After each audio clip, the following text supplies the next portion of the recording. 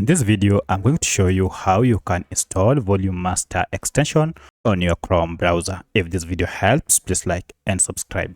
So Volume Master helps you to manage your volume on your current tab when you are browsing on Chrome browser. Now to install this extension, open your Google browser and then click on Google Apps here and go to Chrome Web Store.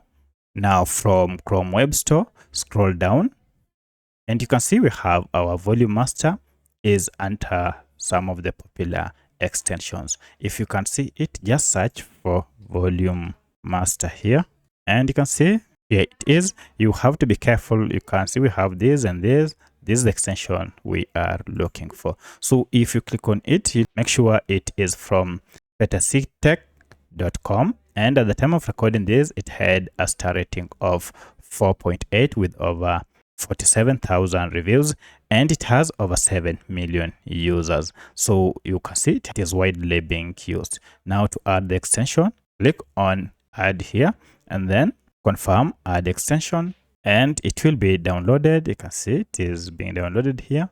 Wait for it to be installed, and now it has been downloaded and installed.